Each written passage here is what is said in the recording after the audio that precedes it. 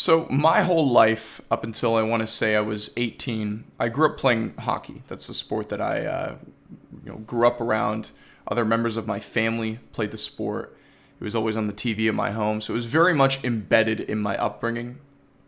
But through that time that I played hockey, I always had a curiosity and an interest towards basketball. Whether I would walk past my school gym, I'd see a game of 5-on-5 playing. There was always something very exciting about the sport, but I never kind of did anything with that curiosity. I never tried to play on my local high school team or anything. I wouldn't have been good enough to play anyways. But I always just kind of was a casual fan, I guess, from afar. But I'd say around the age of 16 is when my interest for the sport really started to grow. I started to play outside more at my local park. I would watch the game more. And as this interest for basketball really started to increase, my interest in hockey started to decrease. And then I'd say when you've never watched a particular sport, whether that's basketball, for example, hockey, football, soccer, you'll tend to want to watch the best players, right? Because those are the stars. Those are the main attractions. So right out the gate, I was immediately a fan of LeBron James. He was just a very exciting, thrilling player to watch, whether it was his tomahawk dunks in transition or his no-look skip passes. There was just something very exciting about watching him play. It was very Magic Showtime-esque in terms of his style of play. And at that time, he played for the Cleveland Cavaliers. So I was like, okay, I'm a fan of LeBron. He plays for the Cavs. I'm going to root for this team. And, my friends and people around me would often make fun of me for it, all in good fun, of course, because I'm from Toronto, Ontario, and I've never really been a fan of the Raptors. So I was kind of on this lonely island in terms of, there's other LeBron fans that live in Toronto, of course. There's LeBron fans everywhere. But I wasn't a Toronto Raptors fan, so often my friends would poke fun at that. But anyways, so I said, the Cavs are my team. This is my squad. I'm going to root for them. Of course, I became a fan of not only LeBron, but Kyrie Irving, Iman Shumpert, Kevin Love. I rooted for all these guys. And then 2018 free agency came, and there was a lot of rumors from the season before that LeBron was going to leave to the Lakers. And that started to become more likely as the season continued on. And then, of course, free agency came and he left to the Lakers. Now, right away, people in my life were asking me, are you a Lakers fan now? And I said, no, absolutely not.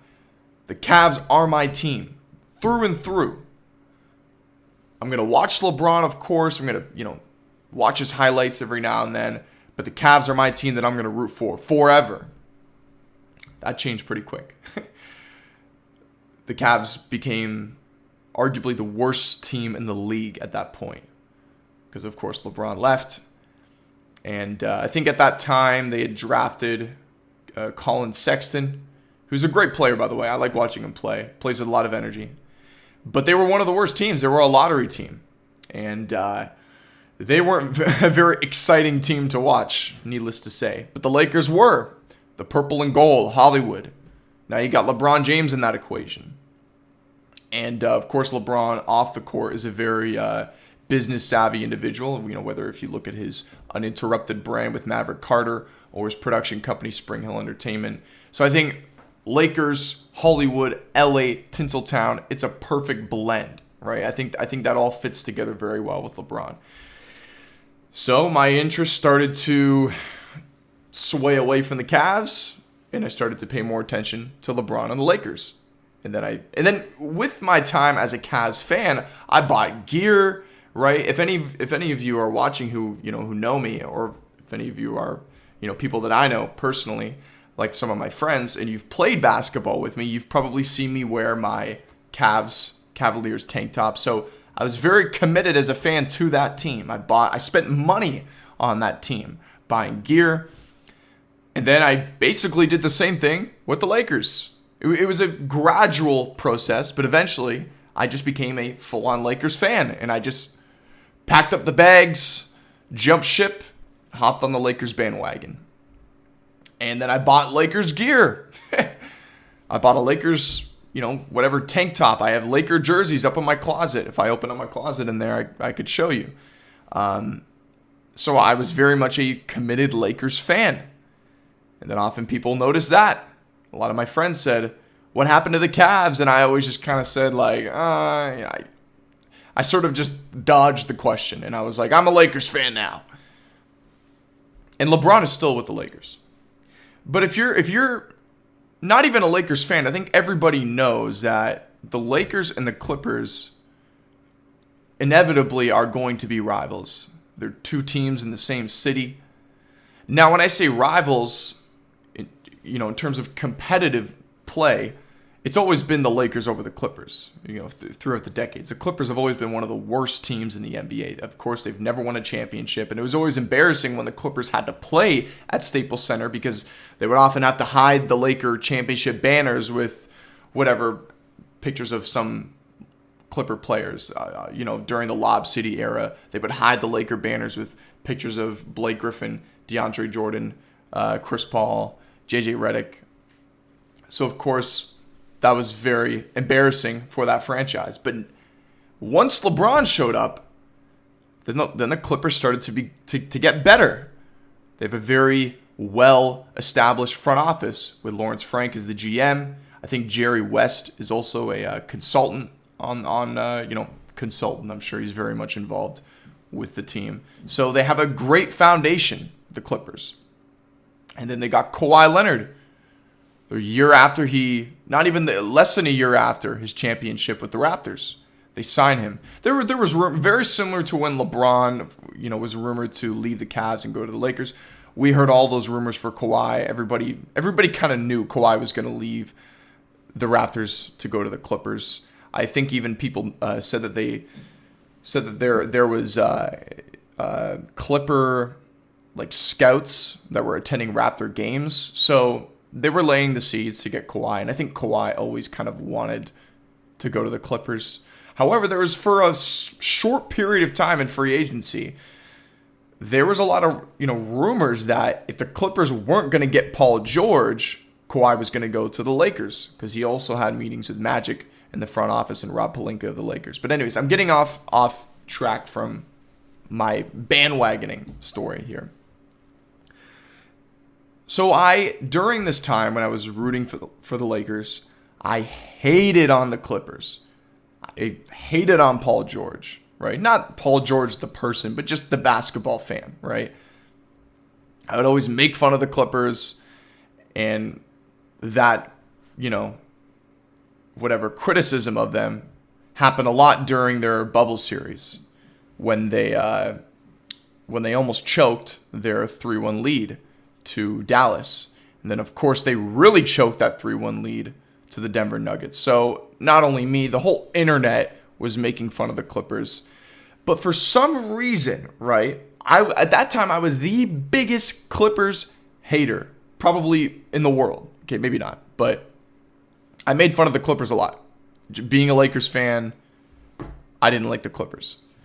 But for some reason, the Clippers always had my attention. And the reason why is because of their identity, their brand. Rough Riders, not afraid to get their hands dirty, right? Hard work, grind. And that was something that for some reason really attracted me. It was not so much of the players on the team, it was the Clipper, what it means to be a Clipper, that identity, their mission statement. And then if you look at the Lakers on the other hand, they're more like, as I mentioned, Hollywood, movie star. And for some reason, the identity of the Clippers always became exciting for me. And then I slowly started to become a fan of them. I would watch, they had this little docu-series that they would do, documenting their whole regular season.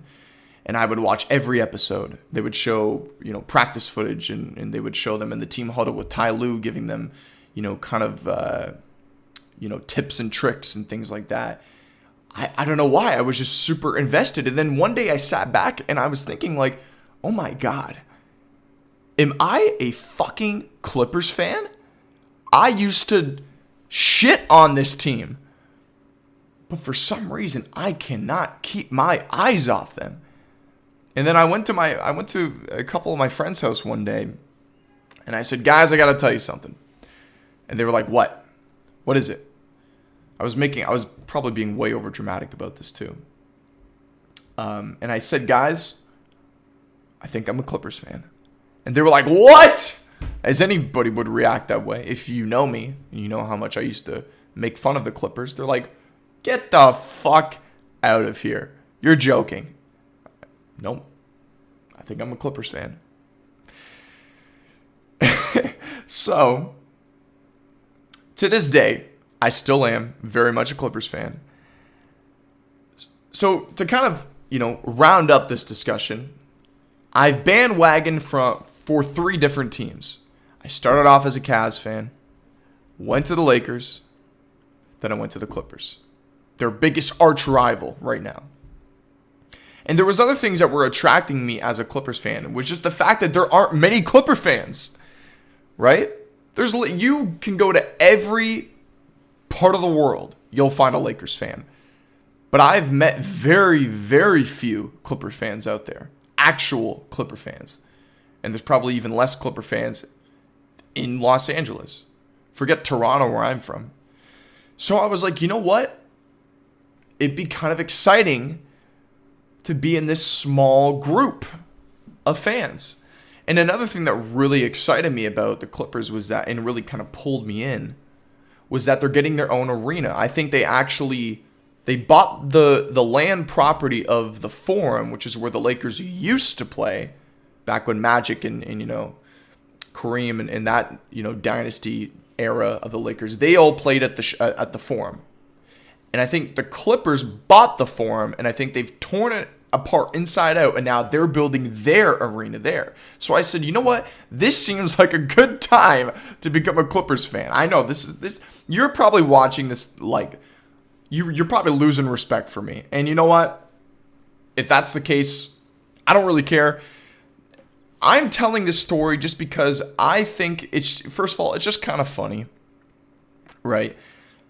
And as you get older, I think it's important to kind of look back at maybe things, how you used to act, or maybe your choices in terms of what you used to wear. If you can look back and laugh at yourself in certain areas, I think that just shows growth. And that's kind of what I'm doing here. I'm kind of just poking fun at my own past, right, in terms of my fandom for the NBA. Now, this bandwagoning that I'm talking about, this is only for the NBA. When it comes to hockey, I have always been a Leafs fan. I have never swayed away from that because my whole family grew up as Leafs fans. I used to have NHL Game Center. I would stay up every night and watch the Leafs play.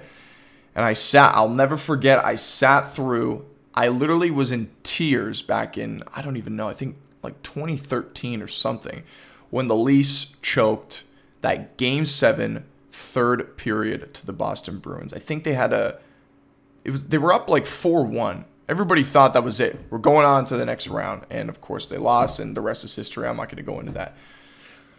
Back to here. So, am I still a fan of LeBron is probably what you're wondering, because now I'm a Clippers fan. Yes, I always will. I have had countless debates with with friends rather, about, the GOAT conversation. I believe, still do, that LeBron James is the best player of all time. Now, I'm not going to get into my reasons why. That is a whole other podcast in and of itself. And if you want to see that, let me know. I'll invite one of my, fellow basketball, friends that knows a lot about the game, that knows a lot about the history, someone that can actually challenge me in a conversation like that. Who knows? Maybe I'll bring them on the show and we can have a nice friendly debate. Let me know if you'd be interested in seeing that. But yes, I am still a fan of LeBron. I always will. That will never change. I can guarantee you that. I'm always going to be a fan of LeBron. But yes, I am a Clippers fan. After buying Cavs gear, after buying Laker gear, I haven't bought any Clipper gear, not yet. Maybe I will at some point. But soon enough, I'm going to have every single team in the NBA in my wardrobe. I'm kidding, obviously. But for people that have known me, it probably sure seems like that. So yes, a fun little discussion to kind of wrap this up. I'm a fan of the Clippers now. And I'll admit, it took me a while, but I'll admit, objectively, I guess I am considered a bandwagoner. And you know what? I will wear that title with pride on my sleeves. And I thought it'd be a fun little discussion to have. But let me know what you guys think. Are there any Clipper fans out there that could be watching? If you are, let me know. Or do you even consider me a Clippers fan? But yeah, moving on to the next headliner. So I want to say on episode 17, I think it was, I discussed how there was, reports and rumors that we could be getting a second Joker. But now it's official. Todd Phillips, the director, has posted a picture of the front cover of the script for the next Joker film. And then there was another picture of Joaquin, I assume, reading the script.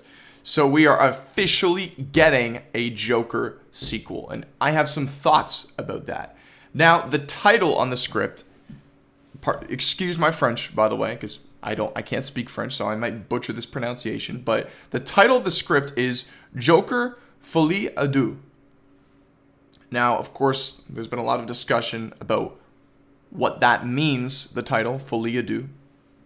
And from my research, that means, Folie à Deux, it means also known as shared psychosis or shared delusional disorder, is a psychiatric syndrome in which symptoms of a delusional belief and sometimes hallucinations are transmitted from one individual to another. Now, what this almost sounds like some Charles Manson shit, because Charles Manson had a bunch of his disciples, a bunch of young people he would prey on, naive people, and he would kind of influence them with a lot of his worldviews, which were obviously very delusional, very bad, and he would kind of talk to these younger people and influence them to share his views on things. And that's why he basically brainwashed them into committing a lot of crimes and murdering people. And that's kind of the impression I'm getting with this. Now, in this description, it talks about another individual. And that has got a lot of people speculating on, oh, this means we're going to get Batman. This means we're going to get Harley Quinn. And I think that's such an obvious, idea to conjure. But I think that we really don't know what that means. And I think Todd Phillips, he's probably seen people say that, and he's probably sitting back laughing. I think we have no idea who this other individual could be that this is referring to. Now, what I think it could be is that towards the end of Joker, we see that he's got all these people that are now fans of his. And I think there's probably one individual in this sort of new line of followers that the Joker has that probably becomes so much of a fan of his that he wants to be directly involved with Joaquin Phoenix's Joker. And I think Joaquin will probably, as I mentioned with Charles Manson, with that comparison, I think Joaquin will brainwash this individual into, being his right-hand man or whatever. I'm just coming up with shit off the top of my head. I have no idea. Maybe I'm wrong. Maybe it's as obvious as it seems. Maybe we'll get some kind of Harley Quinn version of that, not Margot Robbie, of course, or maybe we will see Batman. I can almost guarantee that's not gonna happen. Okay, that I can almost guarantee. Don't know that to be true. I could be wrong, but that I feel like will not happen. Now, I feel that this sequel to the first Joker could be like The Godfather Part 2. Now, what do I mean by that? I don't refer to that comparison in terms of plot. I mean in terms of the reception. There's many people, a lot of people in fact, that consider The Godfather Part 2 to be better than the first one, to succeed it. And I think we could see that with this film. In fact, I believe that this film will be better. I have no, substance to back that up. I'm just going off of what this title means. I think this could be better. And, I think they've wanted to make the sequel. Now, I know there was some, quotes of Todd Phillips saying that this is very much a singular story. But there was many other interviews when I saw Joaquin discussing his relationship with Todd Phillips saying, if we could, me and Todd would still be filming today. So I think there is, and there has been an interest. And if we look at just the box office success, you make a film for about $50 million, it pulls in $1 billion return. That's going to, start some conversation for a potential franchise. Now, are we going to see a third film? I'm not going to look that far into the future, but I think this is very, very exciting. And it's official now from the director himself. Glad to see he is returning. Glad to see Joaquin is returning. Joaquin he's doing a film right now with Ari Aster called Disappointment Boulevard. For those of you who don't know who Ari Aster is, he's the guy who directed Hereditary and Midsommar. So I'm very curious to see what that film is going to look like. And let me know what you guys think. Are you excited for another Joker film? One thing I will say, though, and don't take this the wrong way, I very much like the Joker film with Joaquin Phoenix. However, I don't actually look at that film as a comic book adaptation of the Joker. I look at it more as a study of a man, Breaking Bad, essentially, losing his grip with reality, shattering. That's how I look at it as a character study of a broken man. That's how I look at the Joker. It's a character study of a broken man named Arthur Fleck who kind of becomes, and shares similarities and qualities to, of course, the comic book character known as the Joker. And even his suit doesn't entirely resemble the Joker. Now, it doesn't have to be exactly comic book accurate, but what I believe could happen with this second film, the sequel, is that I think they are going to sway even further from the actual Joker, clown prince of crime that we all know. And I think this is going to sway even farther away from that and become even more of a character study and show even more sort of storytelling of how mental illness can really affect somebody if they aren't treated. That's what I think. Let me know if you guys agree with that. Let me know if you're excited for this sequel. Now, Deadpool 3 is eventually going to be coming to the MCU. Now, of course, the first two Deadpool films, that was when the Deadpool character and the rights were owned by Fox. So, of course, you couldn't have any references to other characters in the MCU or see any other characters in the MCU share the screen with Deadpool. He can make jokes about other X-Men characters, of course, which we often heard. But now, well, it's been a few years now, but Disney has bought the rights to all the Fox characters. And, of course, under that umbrella is Deadpool. So the writers have been discussing how they've been hard at work writing this film, and there's been a lot of speculation that will Deadpool 3 still be rated R, or will it be, the term I'm hearing a lot of people say is, will it be Disneyfied, or will Disney just let them go all out? And I think we might have the answer to that question. So the writers explain how Disney has been fully supportive of their, creative and writing process. They've explained how fans shouldn't worry about the R rating, and that makes me very, very excited because I can only imagine what kind of jokes we're going to hear. I imagine we'll hear stuff of, Deadpool saying things like, I wanted to make jokes about all these stupid Cape Crusaders, but I couldn't because, you know, Disney didn't have the rights or some bullshit like that. You know, I only imagine they're gonna break the fourth wall as we've seen with the other Deadpool films. The fourth wall breaking is going to be fucking hilarious, and it's good to know that, you know, Disney is showing support in this R rating. Now, there's different degrees of R rating, but bottom line, I think we're gonna get it. I think we're going to still keep that R rating, and I think the biggest reason why is because, look, Disney's seen the success that Deadpool's had. It's over $1 billion franchise if you include both films, their domestic box offices. So, you know, if it ain't broke, don't fix it. Just bring him in, and now you have an even more substantial sandbox to play with. You could reference other characters. Hell, there might even be other Avengers now that will show up in this Deadpool film, and I would love to see that. Let me know what you guys think. Are you excited to know that we're likely going to maintain the integrity of that raunchy humor with Deadpool? Are you excited for that? Or would you have liked to see a different approach? Because there's been a lot of people that have said, you know, how is Deadpool, the Deadpool that we know thus far, how is that character going to transition and share the screen with the other Avengers? How will that be done? Are they going to, you know, neuter the character, for lack of a better term? Are they going to tone him down? And I don't think we're going to get that at all. I think we're going to, if anything, I think we could get even more wild than we saw with the first two Deadpools. But let me know what you guys think. Are you excited for that?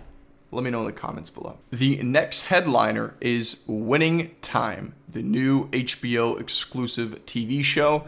I've heard a lot of people talking about how great this show is. I watched the John Campea show, and they've discussed very much how this is a fantastic show. In fact, I think John Campea said, you know, in his opinion, of course, is the best show on TV. So my expectations were very high heading in. And, you know, as we discussed, you know, we talked a lot about basketball, and the Lakers were kind of coming back to that because the Winning Time TV show was all about the formation of that whole Showtime dynasty, how it shows the process of Jerry West initially buying the Lakers to, you know, turning the Forum into this mega attraction. He installed a club, and then he just had all these different things to entice people to want to come watch the Lakers play. And then, of course, we see other people like Jerry West, we see Kareem Abdul-Jabbar, we see Magic, and this cast is incredible. Let me just kind of go over this cast. So we have John C. Reilly playing Dr. Buss, Jason Clarke playing Jerry West, and Adrian Brody playing Pat Riley, Sally Field playing Jerry West's mom, Quincy Isaiah playing Magic, who is a spitting image of young Irving Magic Johnson. Then we have Rob Morgan, and I forget who Rob Morgan is playing. But anyways, I want to first talk about John C. Reilly as Dr. Buss.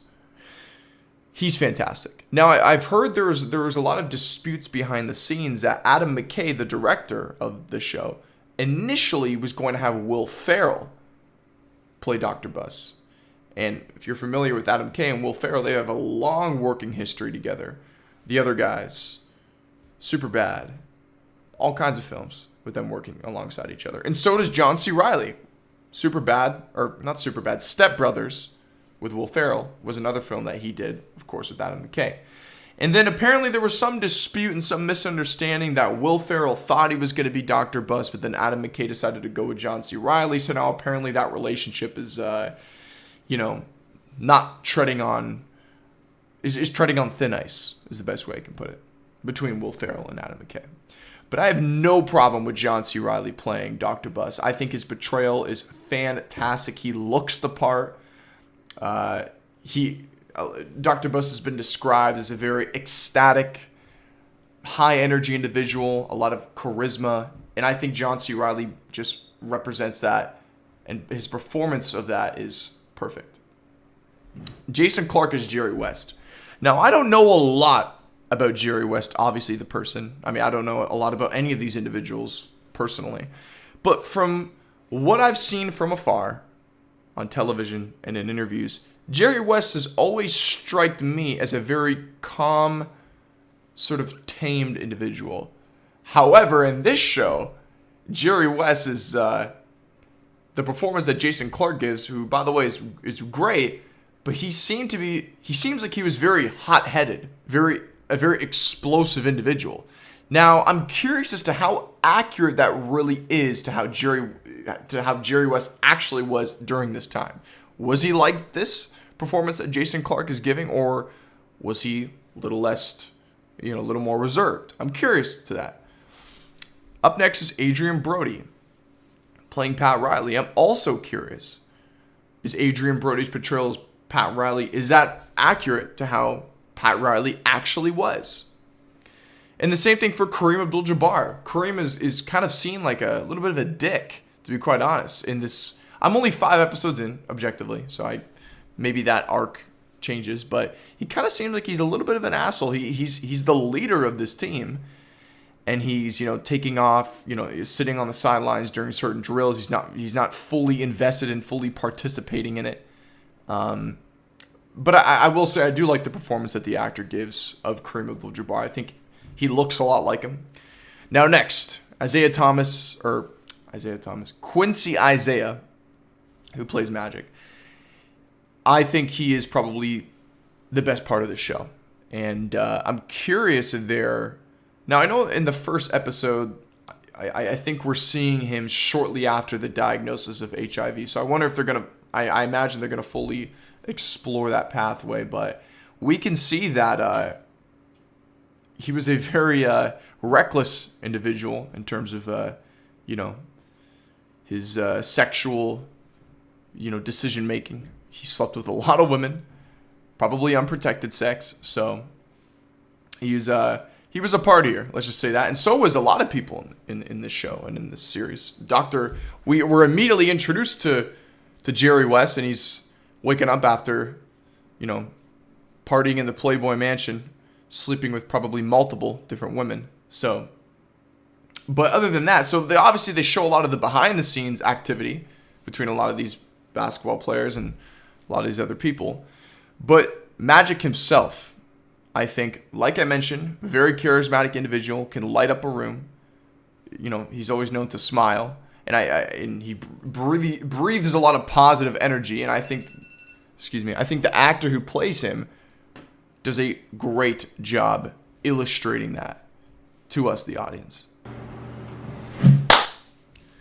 Here's the thing about this show that I didn't expect.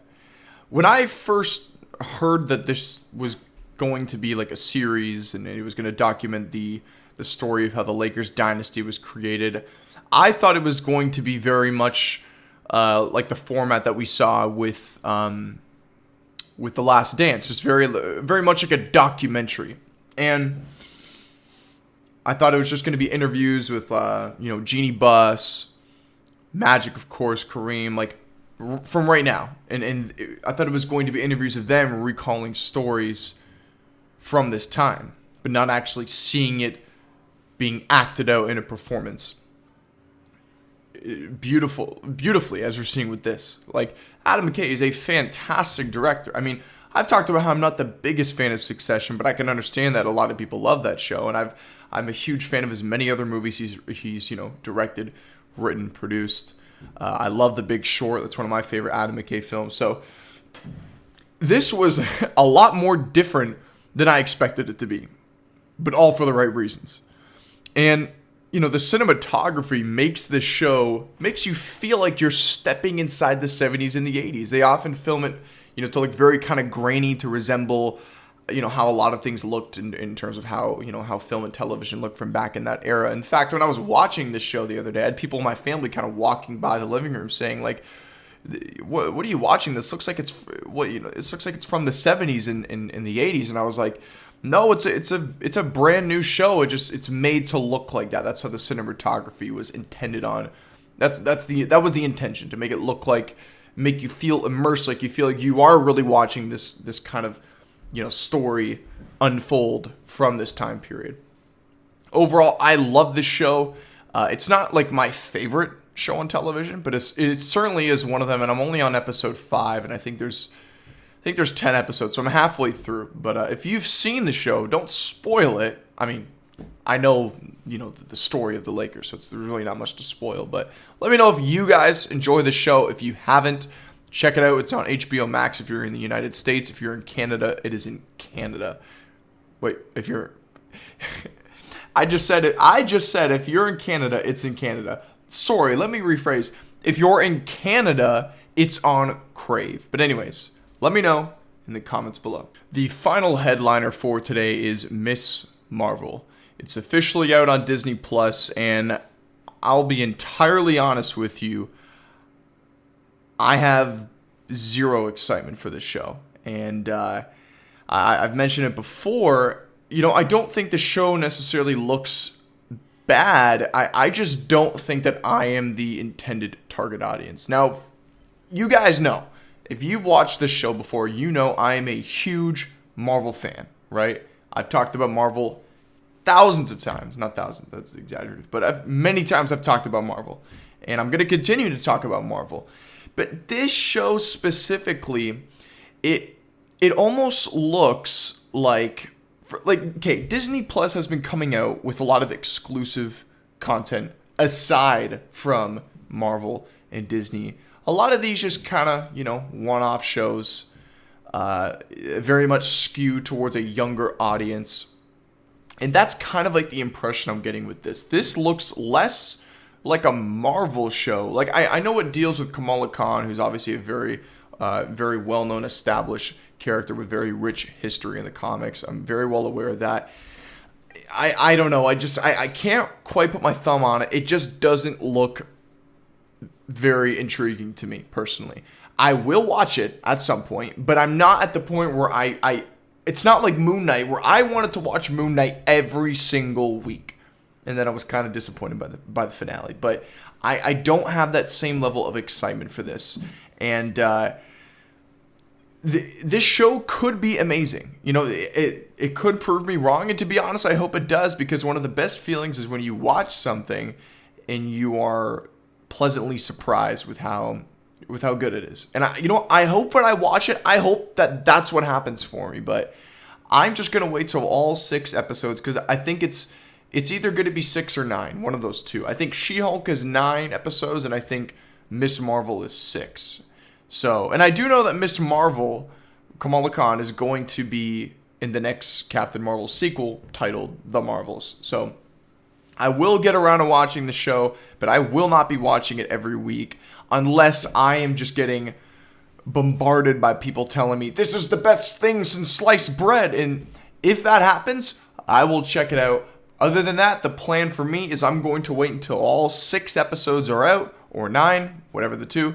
I'm going to watch them all, and then I'm going to talk about it on the podcast. But I don't think it looks terrible, but it just doesn't look entirely interesting. It shows, this young girl, traversing through high school with these abilities, and she's obviously a fan of Captain Marvel, and it looks, I'll be honest, it just looks very, very childish, to me at least.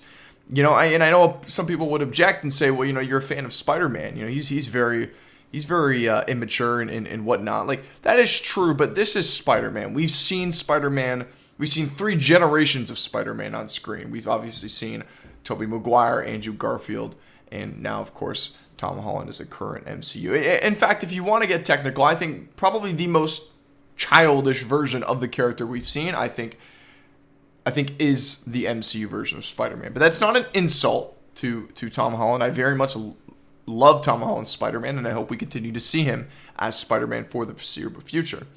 But with this show, like I said, I can't really, point to one thing. It just doesn't look like it's for me, and that's okay. That's completely fine. Let me know what you guys think. Are you excited for Miss Marvel? If you've seen the first episode, tell me what you think. If I hear an overwhelming amount of positive reception, maybe I'll give the first episode a try. Regardless, I will watch it. I'm gonna wait till they're all episodes are out. I'm just gonna binge it in one day.